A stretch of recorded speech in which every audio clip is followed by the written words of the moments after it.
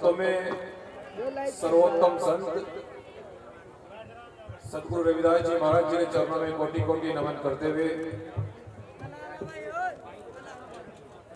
सदगुरु महर्षि वाल्मीकि जी के चरणों में भी कोटि कोटि नमन करते हुए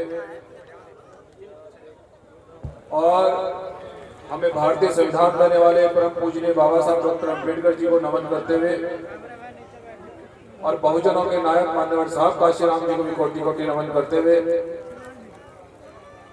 और हमारे संचालक महोदय मुझे अपनी बात को रखने का अवसर दिया, आपका भी बहुत बहुत धन्यवाद। और इस भारत में एक नई क्रांति और नई ऊर्जा उत्पन्न करने वाले और बहुजन समाज में बहुत बड़े पैमाने पर परिवर्तन करने वाले इस युग के महान संत सदगुरु समनदास जी के चरणों में भी कोटि कोटि नमन करते हुए और मंच पर उपस्थित इस डेरे के संत विनयदास जी, हमारे चौहान साहब और सभी तमाम जितने भी संत बैठे हैं, आप सभी का बहुत बहुत ज्यादा सत्कार करते हुए और ये उम्मीद करते हुए कि आपका आशीर्वाद इस देश की जनता के लिए और खासकर बहुजन समाज के सेवा के लिए हमारे ऊपर बना रहे। बहुजन समाज के लोगों, आज प्रत्येक वर्ष की भांति फिर आने का सौभाग्य प्राप्त हुआ और एक ऐसे संतों का हम लोग मार्गदर्शन करने के लिए यहाँ पर पहुंचे हैं। बहुजन समाज के लोगों, इस पर अगर विचार किया जाए, इस पर अगर चर्चा की जाए, खासकर मेरी माताओं बहनों जितनी बड़ी संख्या में यहाँ पर इकट्ठा हुई हैं, मुझे ये कहते हुए बड़ी प्रसन्नता हो रही है कि अब हमारा बहुजन समाज, वो बहुजन समाज संतों महापुरुषों के रास्ते पर वो चलने लगा है। जो अधिकार बाबा साहब डॉक्टर अम्बेडकर ने हमें दिया, उस अधिकार से, उस शिक्षा से प्राप्त करके आज ऐसा देखने में प्रतीत हो रहा है कि आज हमारा बहुजन समाज अपने संतों महापुरुषों का मार्गदर्शन करके सामाजिक, आर्थिक और राजनीतिक परिवर्तन बड़े पैमाने पर करने जा रहा है। माताओं बहनों, बुजुर्गों, नौजवान साथियों, जिस कार्यक्रम में आज आप लोग यहां पर उपस्थित हुए हैं और जिस मिशन को सदगुरु समनदास जी महाराज जी ने आगे बढ़ाया है, यह आंदोलन 650 साल पहले सदगुरु रविदास जी ने शुरू किया। क्योंकि जितने भी महान संत हुए हैं, जितने भी बहुजन संत और महापुरुष हुए हैं, उन्होंने समानता की बात की है, बराबरी की बात की है, सबको रोटी, कपड़ा और मकान की बात की है। जब विरोधियों को, तानाशाहों को यह पता लगा कि एक बहुजन समाज में एक ऐसा संत एक ऐसा आंदोलन चला रहे हैं कि अब किसी का राजपाट नहीं बचेगा, अब जो जितनी मेहनत करेगा उसकी मेहनत का उसको फल अवश्य मिलेगा, जातिगत आधार पर उत्पीड़न नहीं होगा।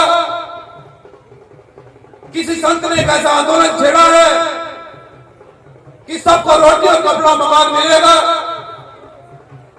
तो बड़े बड़े राजाओं ने, तानाशाहों ने यह देखा कि ये कौन संत है। जब पता लगा कि वो भी एक दलित समाज से, जिनको अछूत कहा जाता था, जिनको कोई अधिकार नहीं था, ऐसे समाज से एक ऐसे संत आए जिन्होंने समानता की बात की है, जिन्होंने सबको अधिकार की बात की है, जिन्होंने कहा कि सबको रोटी, कपड़ा और मकान मिलना चाहिए। बड़े बड़े राजाओं ने पूछा कि रैदास आप क्या चाहते हैं, गुरु रैदास जी आप क्या चाहते हैं। गुरु रविदास जी ने कहा कि ऐसा चाहूं राज में जहां मिले सभी कौन और छोटे बड़े सब समान बसे।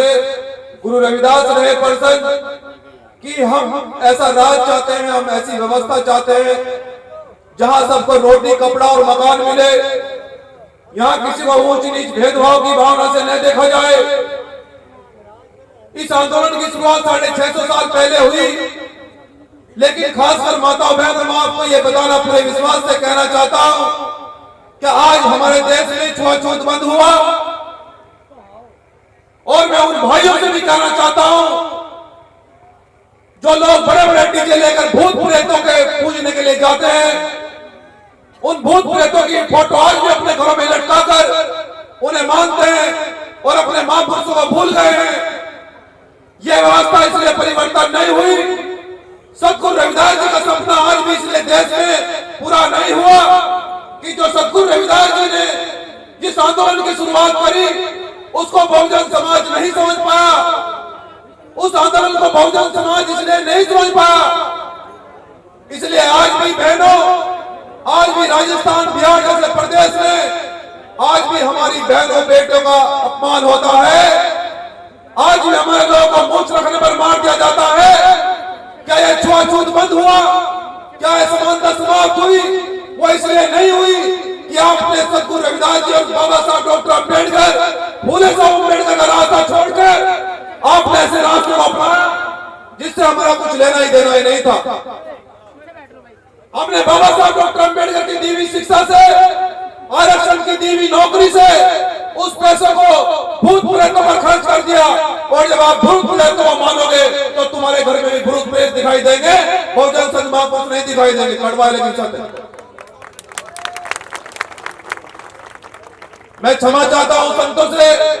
मैं ये बात इसलिए कह रहा हूं कि हमारा बहुजन समाज और सभी संत मिलकर जो हमारे प्रोग्राम होते हैं, जो हमारे समागम होते हैं, जो गुरु रविदास जी के सत्संग होते हैं, उसमें पूरा बहुजन समाज बढ़ चढ़कर हिस्सा लेता है। वो मेहनत मजदूरी का पैसा, बाबा साहब डॉक्टर अम्बेडकर कहते थे कि अगर तुम्हें दान देना है, अगर तुम्हें पैसा खर्च करना है तो जाओ बहुजन संत महापुरुषों के नाम पर करो, शिक्षा के नाम पर करो, अन्यथा आपको उद्धार नहीं हो सकता है। बहुजन समाज के लोगों, अगर आप अपनी उन्नति चाहते हो, माता बहन, अगर आप ये चाहते हो कि समाज में परिवर्तन हो, या मेरी जो बहनें बैठी आप चाहते हो कि डीएम और कलेक्टर बने, जिस दिन तुम डीएम और कलेक्टर बनोगी, किसी का माई के लाल ने दूध नहीं पिया तो तुम्हारी तरफ आंख उठाकर देखे। मैं आपसे पूरे विश्वास के साथ कह रहा हूं। हमारी बहनों का अपमान इसलिए होता है, हमारे भाइयों का अपमान इसलिए होता है कि अपने गुरु रविदास जी की फोटो अपने घर में नहीं लगाई, अपने घर में संविधान नहीं रखा, बाबा साहब डॉक्टर अम्बेडकर की फोटो घर में नहीं लगाई, ऐसे भूत प्रेतों की फोटो लगाई जिनसे हमारा सदियों से नहीं लेना देना रहा, जिनसे कोई मतलब नहीं है। लेकिन बाबा साहब ये कहते हैं अपने शब्दों में, अपनी वाणी में जाते जाते कहते हैं कि बहुजन समाज के लोगों, अगर तुम इस कारवा को आगे नहीं ले जा सके तो इस कारवा को पीछे भी मत जाने देना।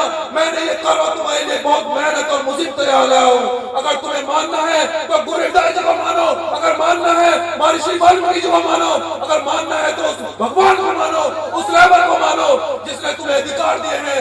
जो व्यक्ति तुम्हारे लिए लंदन में गोलमेज कॉन्फ्रेंस में लड़ा है, जो ने कहा कि अगर संविधान में अगर मेरे समाज को अधिकार नहीं दिए जाएंगे तो मैं संविधान लिखना बंद कर दूंगा, ऐसे महापुरुषों का आपको मानना होगा। बहुजन समाज के लोग, अगर आप लोग सतगुरु रविदास जी का सपना पूरा करना चाहते हो, अगर आप लोग सतगुरु समनदास जी का सपना पूरा करना चाहते हो, ये जो संत हमारे मंच पर बैठे हैं, क्या इनका क्या उद्देश्य है? आपने कभी सोचा है? मैं माता बहनों आपसे पूछना चाहता हूँ कि जिस दिन आपका बेटा एक दिन घर नहीं आता तो तुम्हारा दिल और तुम्हारा हृदय कहाँ पुरता है कि कहाँ रहेगा हमारा बेटा? लेकिन इन संतों के बारे में सोचा आपने कभी, जो अपना घर और परिवार छोड़कर तुम्हारे समाज के लिए ये चाहते हैं कि गुरु रविदास जी का बेगमपुरा मिशन आ जाए। गुरु रविदास जी का बेगमपुर मिशन मतलब इस देश के अंदर कोई ऊंच नीच भेदभाव न हो, गुरु रविदास जी का सपना पूरा हो। ये संत उस सपने को पूरा करने के लिए लगे। क्या आपने इनके बलिदान के बारे में कभी सोचा? क्या आपने इनके त्याग के बारे में कभी सोचा?